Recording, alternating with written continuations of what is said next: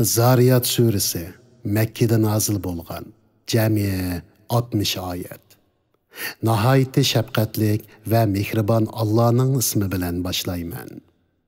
Tuproqni so'rg'uchi shamollar bilan qasamki, yomg'irlarning ig'irligini ko'targuchi bulutlar bilan qasamki, suv ustida yenik mang'uchi kemalar bilan qasamki, ishni, ya'ni bandalar orasida rizqlarni, yurtlar orasida yomg'irni taqsim qilg'uchi farishtalar bilan qasamki, sizlarga va'da qilingan savob, azob, qiyomat qatorliqlar albatta rostdir.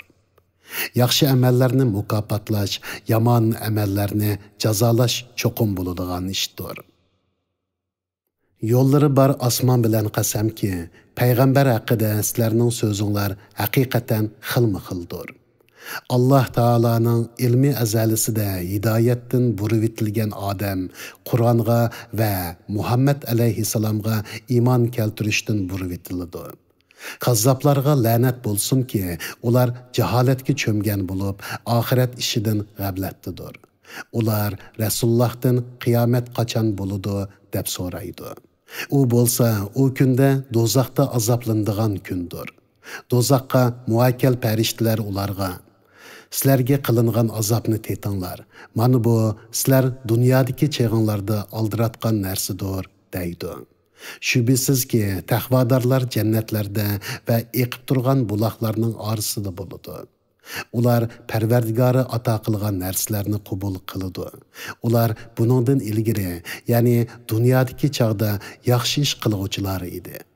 Ular keçisi az uxlaydı. Ular səhərlərdə Pərverdigardan məğfirət diləydi. Ularning pul mallarida sayillar va ishbatlikligidan sayillik qilmaydigan muhtojlar huquqi ega edi. Ya'ni ular sayillarga va muhtojlarga sadiq qiladi. Ziminda va o'zinglarda Allohga chin e'tiqod qiladiganlar uchun Allohning qudratini va birligini ko'rsatadigan nurg'un alomatlar bor. Buni ko'rmamsizlar. Osmonda sizlarning rizqinglar bor. Sizlarga va'da qilingan savob bor. Osmonning va zaminning Parvardigori bilan qasamki, sizlarga va'da qilingan narsa o'zinglarning so'zlayotganinglardek, ya'ni so'zligininglarning o'zinglarga aniq bo'lgandek haqdir. Ey Muhammad, sana İbrahimning hurmatli mehmonlarining xabari yetdimi? O'z vaqtida ular İbrahimning yeniga kirib salom dedi. İbrahim salamni ilik oldi. İçide natunish odamlarga dedi. Shuning bilan u asta oilasiga chiqib, pishirilgan bir semiz mo'zayni ilib kirib, ularning oldiga qo'yib, "Yemamsizlar?" dedi. Ularning tomoq yemaganligini ko'rib, dilida ulardan qo'rqdi. Ular qo'rqmag'in, biz Parvardigoringning elchilarimiz dedi. Ular İbrahimga bilimlik bir o'g'il bilan xush xabar berdi. İbrahimning ayoli suran silib kelib, ajablanganligidan o'zining yuzini qachatlab, "Men tug'mas mo'may tursam, qandoq tug'man?" dedi. Ular, "Parvardigoring shundoq dedi. U haqiqatan hikmat bilan ish qilg'uchidir, hammani bilguchidir" dedi. İbrahim, "Ey elchilar, sizlar nemish bilan avatildinglar?" dedi. Ular, "Biz haqiqatan bir gunohkor qavmni halok qilish uchun avatildik. Ya'ni Lut qavmining ustiga loydan pishirilgan tosh yog'dirish uchun avatildik. Ularning ustiga Parvardigoringning dargohida gunohi haddidan oshquchilar uchun belgi qo'yilgan, ya'ni halok qilinguchining ismi yozilgan loydan pishirilgan tosh yog'diramiz. Halok bo'lmasin deb Lutning shahridagi mo'minlarni sirtqa chiqarib etdik. Biz u shahardan musulmonlardan faqat bir oilani topdik. U shaharda qattiq azobdan qo'rqadiganlar uchun nishon qoldirdik. Musaning qissasidami bir turlik alomat bor.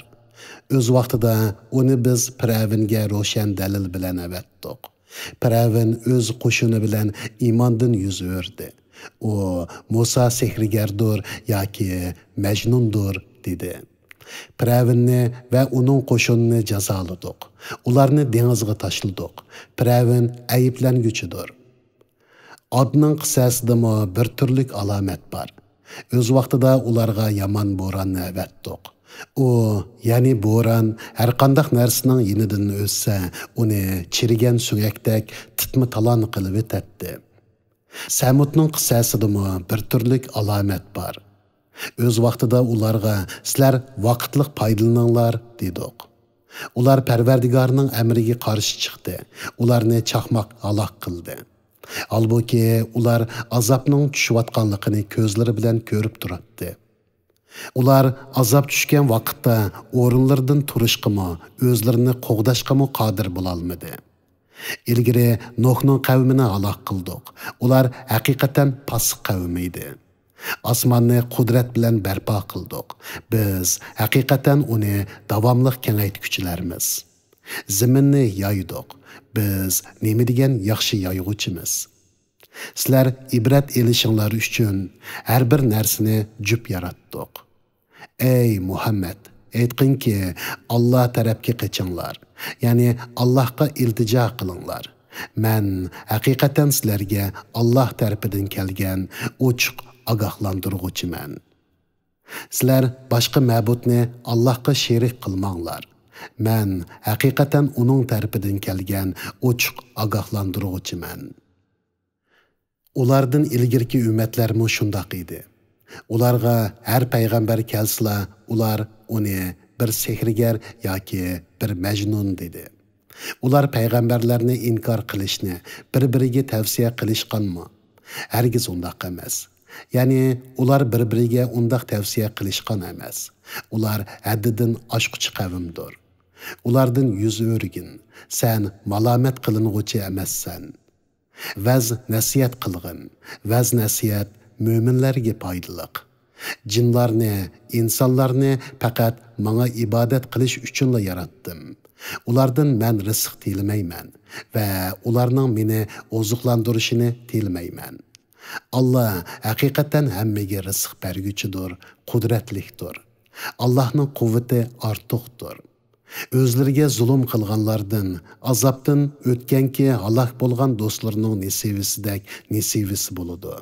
Bular azobimga aldiratmıсын.